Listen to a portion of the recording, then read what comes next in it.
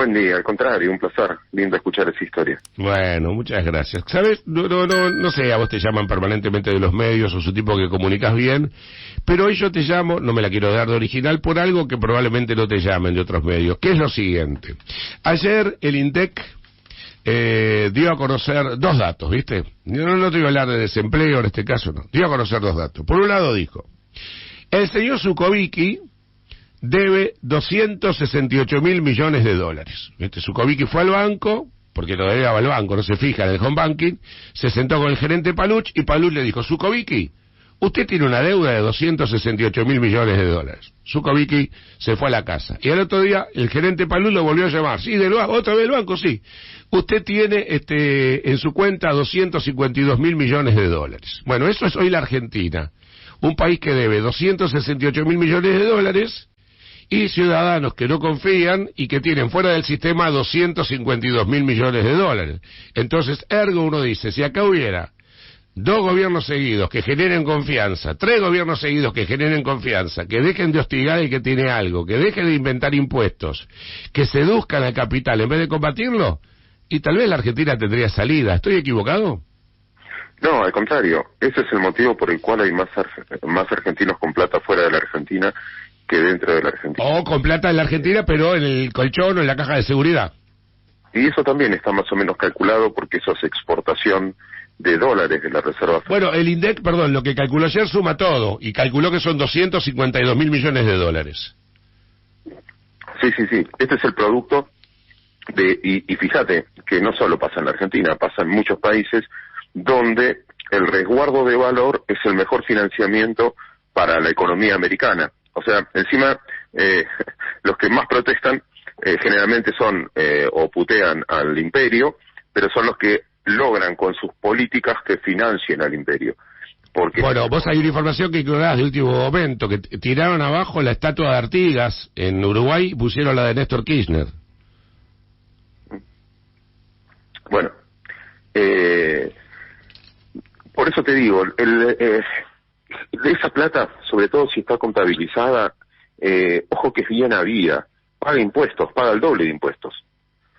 Por lo tanto es una decisión personal, no es que no está penalizado. O sea, vos decís, perdóname Claudio, que esos 252.000 millones de dólares que calcula el INDEC, ¿es todo dinero declarado o hay dinero declarado y no declarado y por alguna metodología hacen un aproximado? En el blanqueo se blanquearon 120.000 millones de dólares y hoy, cuando sacás la cuenta de los que pagaron impuestos a los bienes personales, hay declarados esa cifra. Para mí es un poco más en total, pero 258.000 millones de dólares declarados. Quiere decir que pagan, si la tengo en Argentina pagaría 1.25, teniéndola afuera pagas 2.25, es como que pagás un seguro del 1% anual para tener la plata afuera.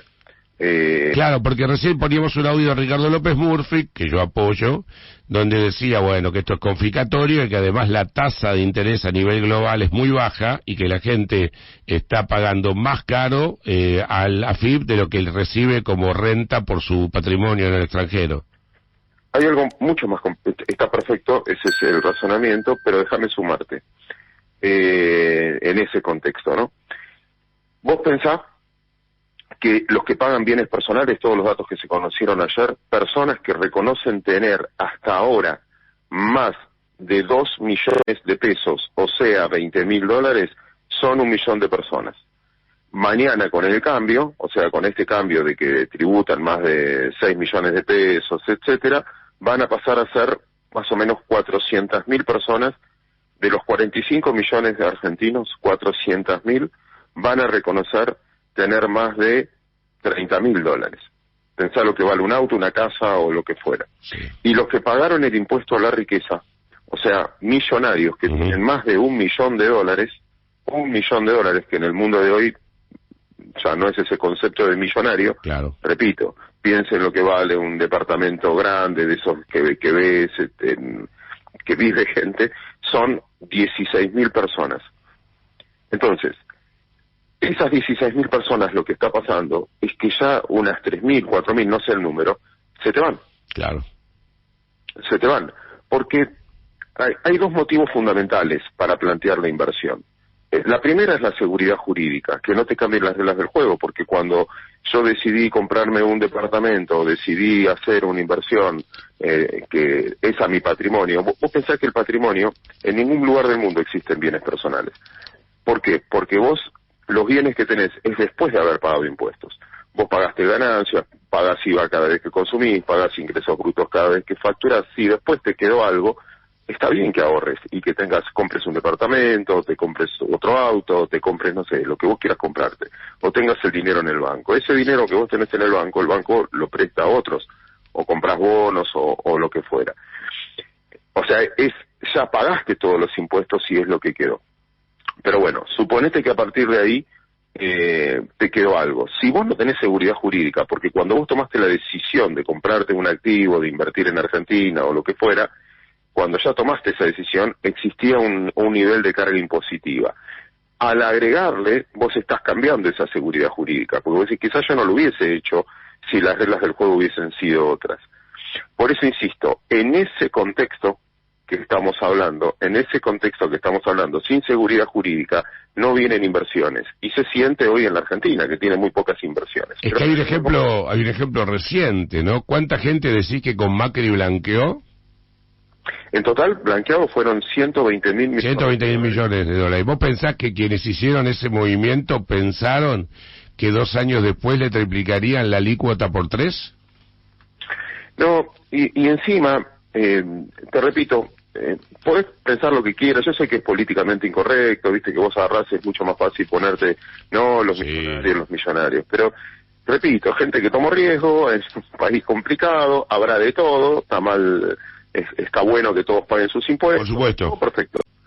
Pero teóricamente lo pagaron teóricamente. Y si no lo pagaron, si hay gente que elude impuestos, es responsabilidad del Estado también. Es lo más injusto que hay, porque, no sé, nosotros, a vos te pasa, a mí me pasa, nosotros no tenemos cómo escaparle a los impuestos. No, y además estamos por nuestras opiniones, estamos más expuestos que otros, además, ¿no? No, y aparte, que yo siempre trabajé en relación de dependencia, lo que fuera es imposible. Entonces decís, bueno, por un lado, es un acto de justicia que todos paguemos menos. Pero en este caso, tenés 2 inseguridades. Primero, la inseguridad jurídica de los cambios de regla del juego. Y segundo, la seguridad física, que no es un dato menor, porque sin seguridad física se te van los inversores. No es que están mandando la guita afuera, se está yendo mucha gente. Sí, y además tenemos, por eso yo te mencionaba irónicamente lo de Artigas y Kirchner, ¿no? Tenemos un país muy cercano con una incentivación permanente a que la gente tome esa residencia o esa ciudadanía fiscal, ¿no? Sí, no es solo ese lugar. Y después tenés otro problema también de futuro, que es la inmigración de gente muy joven con buenos salarios, los que trabajan en tecnología, por ejemplo. Porque eso estás afectando a la reforma previsional futura, al régimen previsional futura. Si los mejores salarios, los que más pueden ganar, los más capacitados, que generalmente están en el área tecnológica hoy, se van afuera o están facturando afuera, muchas empresas te toman como empleados de afuera porque si no pierden el recurso humano, esos aportes ya no van al régimen previsional. No. Hay muchos eso que decís vos, como de costumbre, Claudio, estás en lo cierto. Hay un montón de chicos que están siendo ahora con la variante home office, con el mundo globalizado, que están siendo contratados, trabajan desde la Argentina para el extranjero y tratan de evitar como sea que sus dólares sean especificados, que sus ingresos sean interceptados, le buscan la vuelta, que PayPal, que esto, que lo otro, cosas que me superan a mí. Y están ganando buen dinero y están en negro, porque si no, primero que el dólar de 200 se lo consideran a 100, además del impuesto a las ganancias y todo eso, ¿no? Y encima están en blanco en otro país, con lo cual tributan en otro país y viven aquí porque es más barato vivir. Pero repito, estás desfinanciando tu régimen previsional futura. Y si comparás, yo tengo un amigo que siempre me dice, mira, Claudio, en la secundaria siempre me copié. Copiarte, cuando decidís copiarte, después del juicio de valor que vos hagas, solo lo único que te digo es que copiate de alguien exitoso, de alguien que haga bien, no te copies de mal alumno, copiate de un buen alumno. Entonces, encima, cuando vos te empezás a comparar, yo digo, bueno, copiemos a los que están haciendo las cosas bien. ¿Y cómo es las cosas bien? Y calidad de vida. Los países de peor calidad de vida viven de la emigración de su gente, de la exportación de su gente vía remesas. Cuando vos ves los países más pobres, el principal ingreso que tienen es las familias, las personas que se fueron a vivir a otro país y le mandan plata a su familia vía remesas. Y de hecho en la Argentina observamos mucho eso hasta hace poco con nuestros hermanos paraguayos, bolivianos, peruanos, que venían a trabajar acá e iban a la ventanilla de Western Union a mandar el dinero, ni hablar, bueno, lo que pasa desde Estados Unidos a Cuba, por ejemplo, ¿no? Claro, entonces vos decís, y eso para mí también es una señal. A mí me gustan mucho los mercados en términos de interpretación. Los precios hablan. Cuando algo es muy barato, por algo es muy barato, y cuando algo es caro, por algo es caro. La pregunta que siempre me hago es, si vale mucho más caro vivir, por ejemplo, en Uruguay que en Argentina, ¿por qué hay más gente yéndose? Ya no es una cuestión de plata. Porque por metro cuadrado, por lo que vale el gas, la luz, vale mucho más allá que acá.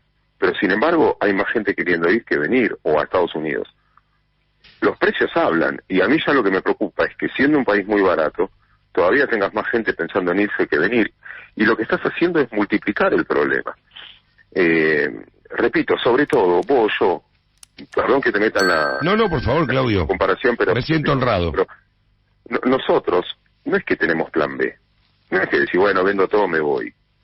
Porque, nada, tenemos una profesión acá, nuestra profesión depende de la confianza que despertamos del otro lado, y tenemos menos recursos para tomar esa decisión.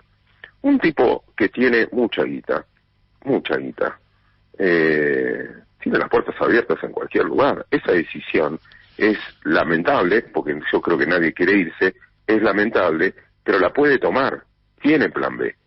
Entonces siempre quedamos atrapados los que no tenemos plan B.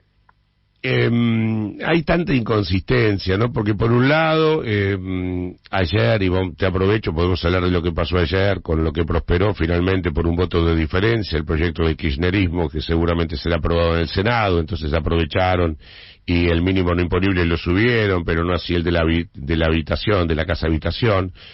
Pero por otro lado, viste, aprovecharon para meter nuevamente presión sobre patrimonios más altos. Y por otro lado la inconsistencia, que cuando paguemos bienes personales, si tuviéramos alguna posesión en el exterior, van a tener en cuenta un dólar de 100 pesos. Y el dólar no vale 100, o sea, es toda una gran inconsistencia en la Argentina. Eso por un lado es un alivio para el contribuyente, porque es verdad, es hasta el 2,25% de alícuota, pero con un dólar por la mitad. Sí, igual... Sí, sin duda, generas inconsistencias, porque uno planteará dónde me conviene tener radicado. Pero bueno, también es no sé, qué sé yo quizás tengo una forma de pensar desubicada en el mundo de hoy, pero es plata de la gente, ¿no? Y además no estamos observando, mira, los resultados están a la vista. Perdón, Claudio. No, que no hay nada más lindo, porque qué sé yo, para mí la palabra más linda que tiene el abecedario, si la puedes ejercer, o la ambición que tenemos todos de ejercerla, y lo aprendimos en la pandemia. Yo creo que uno de los aprendizajes que nos dejó la pandemia es la palabra libertad. De nada te sirve ni recursos ni ahorros si no tenés libertad de movimiento. Cuando vos ves a la gente, no sé, yo, porque me tocó trabajar con gente que sobrevivió del Holocausto, la primera palabra que te dicen es libertad. La libertad de decisión sobre tus cosas es el bien más preciado para mí, no sé, desde mi punto de vista. Coincido absolutamente, coincido. La libertad de poder decidir cómo vivís y cuando te toca. Vos contabas una historia recién, que es la libertad de decidir cuando no querés tampoco, para qué vivir con sufrimiento. Bueno, todas esas cosas que hacen a la vida, bueno, hacen a la decisión de las personas en que no le cuartes la libertad. Si yo pago mis impuestos, doy trabajo y lo que fuera, dame la libertad de decidir qué hago con eso. Y si pierdo esa libertad, los que tenemos menos recursos, no me quiero quejar en eso, pero no te entiendo. Los que tienen menos recursos, no les queda otra, no es que pueden opinar sobre su libertad, que eso es la injusticia, pero el que tiene más recursos puede irse a un lugar donde le valoren esa libertad. Y es esto de lo que está pasando y se está desfinanciando también el fisco de esta manera. Claudio, te agradezco inmensamente por estos minutos de conversación. Buenos días. Abrazo enorme.